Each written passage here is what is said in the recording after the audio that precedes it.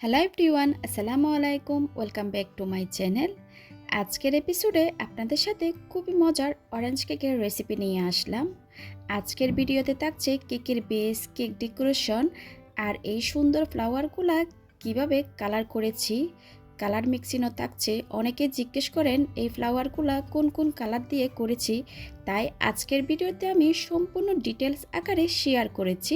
আশা করি আপনাদের থেকে ভালো লাগবে।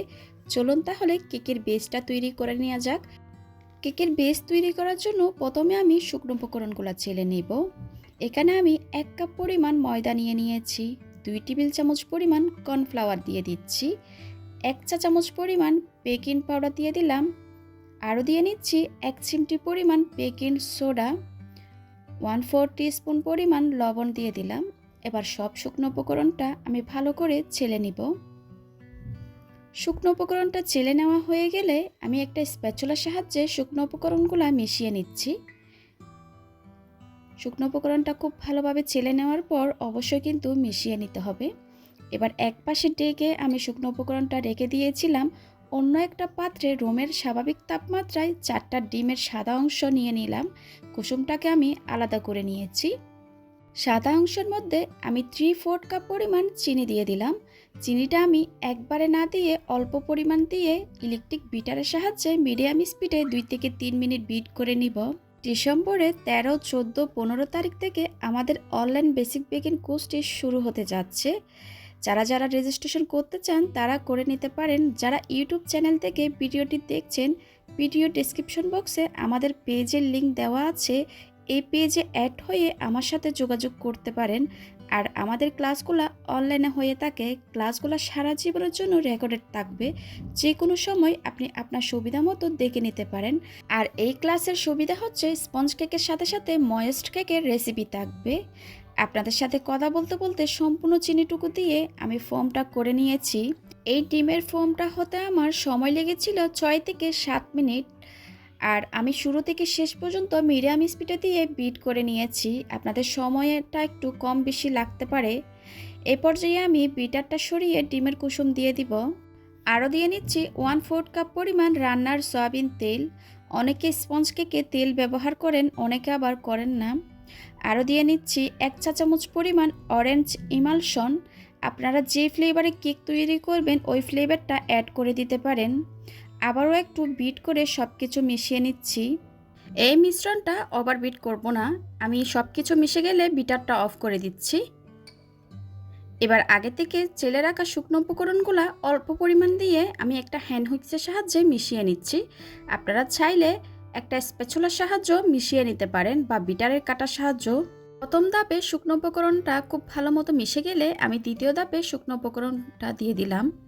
আবারও খুব ভালো মতো করে মিশিয়ে নিচ্ছি। আমি এই শুকনো উপকরণগুলো 2 থেকে 3 বার করে মিশিয়ে নিব।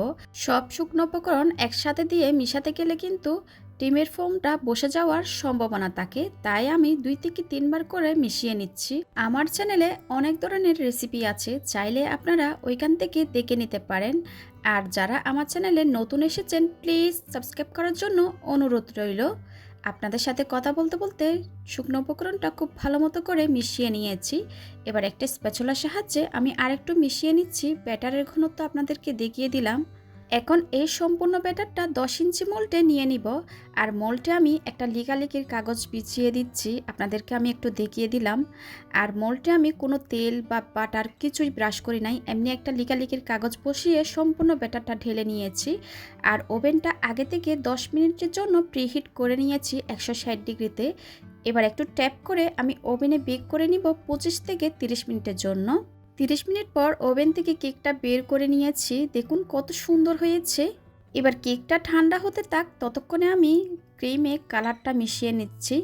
এখানে আমি রেড কালার দিয়ে দিচ্ছি কিছুটা, তারপর দিয়ে দিব স্কাই ব্লু কালার। আমি যতখানি রেড কালার দিলাম এর 3 ভাগের 1 ভাগ দিয়ে দিলাম স্কাই ব্লু কালার। এবার খুব আস্তে আস্তে করে আমি ক্রিমটা মিশিয়ে নিচ্ছি। ক্রিমটা যদি এই পর্যায়ে জোরে জোরে মেশান তাহলে কিন্তু ক্রিমটা নরম হয়ে যাওয়ার সম্ভাবনা থাকবে। আমি খুব আলতো হাতে আস্তে আস্তে করে মিশিয়ে নিচ্ছি। আর এই কালারটা কিভাবে আনতে হয় আপনারা অনেকে আমার কাছ থেকে কমেন্ট বক্সে জিজ্ঞেস করেছিলেন, তাই আমি আজকে দেখিয়ে দিলাম কালারটা কিভাবে আনবো। আমার মনে হচ্ছে কালারটা একটু হালকা হয়েছে, আমি আরেকটু দিয়ে আমি কালারটা করে নিয়েছি।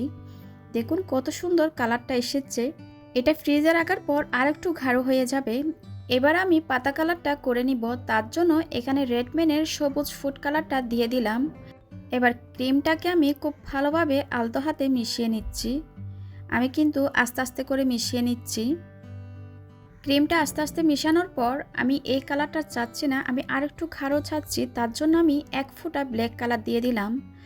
আবারও একটু ভালোভাবে মিশিয়ে নিচ্ছি।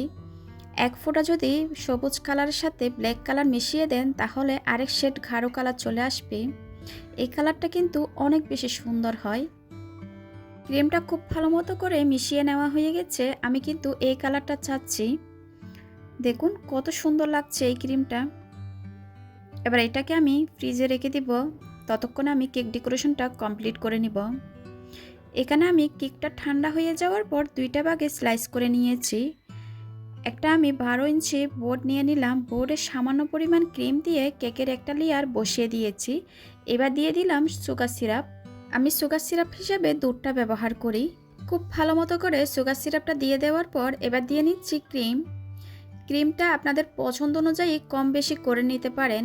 আমি কিন্তু কেকের চেয়ে ক্রিমটা বেশি দিই না, কিন্তু কেকের চেয়ে যদি ক্রিমটা বেশি হয় অত একটা ভালো লাগে না, তাই অনেকে আবার বেশি ক্রিম পছন্দ করেন, আবার অনেকে কম। এটা ডিপেন্ড করে আপনাদের টেস্টের অনুযায়ী। এবার প্যালেট নাইফ দিয়ে আমি চারিদিকে ক্রিমটা ছড়িয়ে নিচ্ছি। আর আপনারা যদি এই ক্রিমের রেসিপি দেখতে চান, আমার চ্যানেলে কিন্তু অলরেডি ভিডিও দেওয়া আছে ডিটেলস আকারে, আপনারা চাইলে সেখান থেকে দেখে নিতে পারেন। ক্রিমের রেসিপি সহ ভিডিও শেয়ার করলে অনেক বেশি বড় হয়ে যায়, তাই আমি আজকে শেয়ার করি নাই। খুব ভালো মতো করে প্যালেট নাইফ দিয়ে সমান করে নেওয়ার পর দ্বিতীয় লেয়ারটা আমি বসিয়ে দিচ্ছি। একটু চেপে দিব যাতে করে কেকটা নড়ে না যায়। আবারও আমি সুগার সিরাপ দিয়ে নিচ্ছি। অবশ্যই কিন্তু স্পঞ্জ কেকে সুগার সিরাপটা ব্যবহার করতে হয়। আপনারা যদি সুগার সিরাপটা ব্যবহার না করেন তাহলে এই কেকটা খেতে কিন্তু ড্রাই লাগবে। খুব ভালো মতো করে সুগার সিরাপ দিয়ে নেওয়ার পর এবার কেকটাকে আমি ক্রাম কোটিং করে নিব।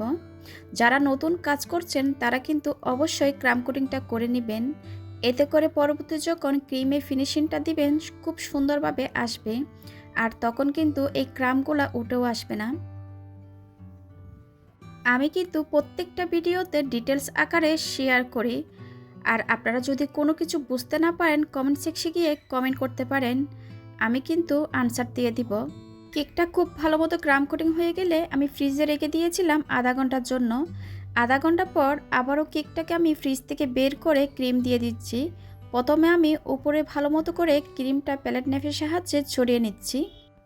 কেকের উপরে ভালো মতো করে ক্রিমটা দিয়ে নেওয়ার পর সাইডের অংশে ক্রিমটা দিয়ে নিচ্ছি। এই পর্যায়ে খুব ভালো মতো করে ক্রিমটা দিয়ে দিব। আমি কিন্তু একটু বেশি করে দিয়ে নিব যাতে করে আমি পরবর্তীতে ফিনিশিং আনার সময় এক্সট্রা ক্রিমগুলা উঠে আসবে প্যালেট নাইফের সাহায্যে। উপরে আমি একটু স্মুথ করে নিচ্ছি প্যালেট নাইফের সাহায্যে।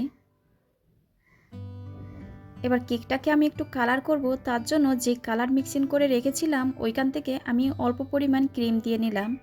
প্যালেট নাইফের সাহায্যে কেকটাকে স্মুথ করে নিচ্ছি, আর কালারটা চারিপাশে ছড়িয়ে যাওয়ার পর প্যালেট নাইফের সাহায্যে আমি একটা ডিজাইন করে নিচ্ছি।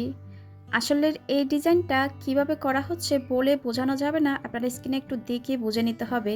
আর এই ডিজাইনটা কিন্তু চামচ দিয়েও করা যায়। কেকের সাইডে আমি একটা ডিজাইন করে দিয়েছি। এবার আমি আগে থেকে কিছু গোলাপ ফুল তৈরি করে রেখেছিলাম, ওইগুলা একে একে গোলাপ ফুলগুলা বসিয়ে দিচ্ছি। আর এই ফুলগুলা কিভাবে তৈরি করা হয় আমার কিন্তু অনেক রেসিপিতে দেওয়া আছে, তাই আজকের ভিডিওতে আর দেখানো হয় নাই। ভিডিওটা বড় হয়ে যাচ্ছে, তার জন্য আপনারা চাইলে এই ফুলগুলা কিভাবে তৈরি হয় দেখতে চাইলে আমার আগের ভিডিওগুলা দেখে নিতে পারেন। এবার আমি কিছুটা পাতা দিয়ে দিচ্ছি, পাতা দিলে কিন্তু কেকের সৌন্দর্যটা আরও বেশি বেড়ে যায়। আমি একটু বেশি করে পাতাটা দিয়ে নিচ্ছি। আপনারা ডিজাইনটা আপনাদের পছন্দ অনুযায়ী করে নিতে পারেন। ডিজাইনটা কিন্তু আমি আমার মতো করে নিয়েছি। আর কিছু সুগার বল গোল্ডেন লিপ দিয়ে কেকটা আমি কমপ্লিট করেছি। আমি কাছ থেকে একটু দেখিয়ে দিচ্ছি কেকটা কত সুন্দর হয়েছে দেখুন। মাশাআল্লাহ, কেকটা কিন্তু সামনাসামনি দেখতে অসাধারণ হয়েছে। আমি আশা করছি আমার আজকের রেসিপিটা আপনাদের ভালো লেগেছে। ভালো লাগলে প্লিজ আমার চ্যানেলটা সাবস্ক্রাইব করার জন্য অনুরোধ রইল। আজকের মতো বিদায় নিচ্ছি। সবাই খুব ভালো থাকবেন। আল্লাহ হাফেজ।